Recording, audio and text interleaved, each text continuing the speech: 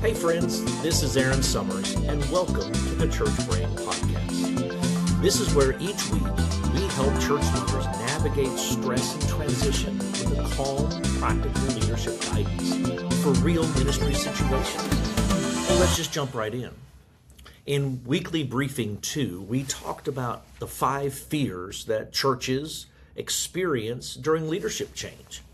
Well, leadership experiences it too. Well, there's the fear of decline, the fear of conflict, the fear of losing members, fear of making wrong decisions, inadequacies, ignorances, fear that things will never stabilize again. Most churches won't talk about these things. They don't talk about them openly, but everybody feels it. And so I guess I just don't understand, why don't we talk about it? Why won't we talk about that?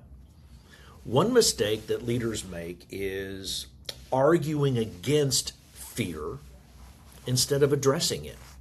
There's so much energy that goes into we're fine, everything's fine, it's all going to be fine. And you know what?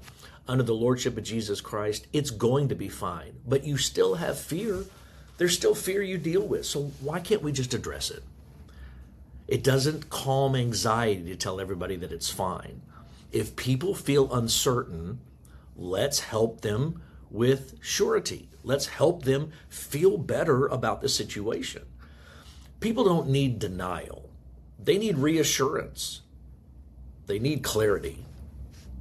Well, here's 3 practical ways that you can lead through a fearful moment, whatever that moment may be that you are dealing with. First, acknowledge uncertainty honestly. Acknowledge it. Hey guys, we don't know the exact next step here, but we're going to get some help. What's wrong with that? I was told early on that some of the greatest things that we can say to people are this: I don't know, but I'll find out. That's just honest. But how many of us try to cover that up? We try to make it sound like we have all of the answers and that we know everything. You don't know everything. And you know what's so funny? Everybody knows it.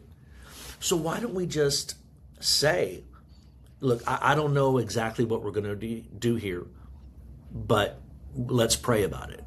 Let's just be prayerful about this. Hey, I'm going to reach out to the convention and see if they can give me some resources. I'm going to reach out to our director of missions and see if they can give us some resources. But acknowledging this uncertainty or simply agreeing with them, hey, you know what? I feel what you feel. I feel ignorant in this situation. I don't know exactly how to handle this. So we're going to lock arms together and we're going to walk through this together, this fear that we feel. The second thing you can do is communicate what is known, even if the answers are incomplete. We have made a call in and we're seeking help.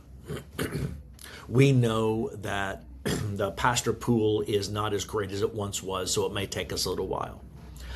Hey, we know that we have a supply leader coming in, an interim leader coming in, and we don't know exactly who that is yet, but we're working on that.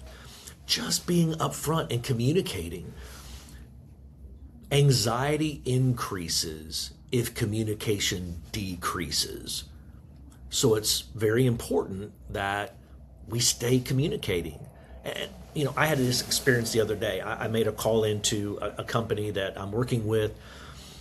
Hadn't received any information about an update that I was looking for. And I just wasn't getting anything.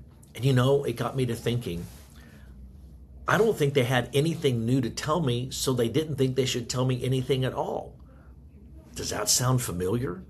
Well, what are we going to tell the church? Well, we've got nothing to tell them, so let's say nothing at all. I think you'd be better off communicating to them, hey, everybody, nothing new is really happening. We just ask that you continue to pray over the situation and help us in this minute. Just communicate. Say something. And then the third thing, remind people of God's past faithfulness in the church.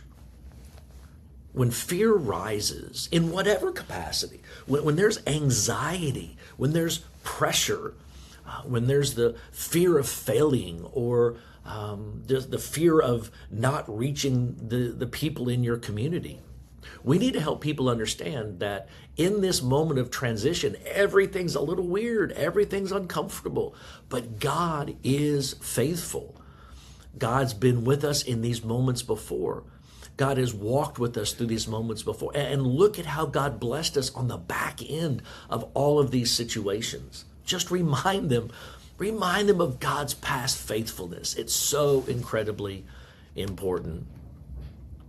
Fear grows in silence, but trust grows in steady leadership and honest communication. Let me say that again for those in the back.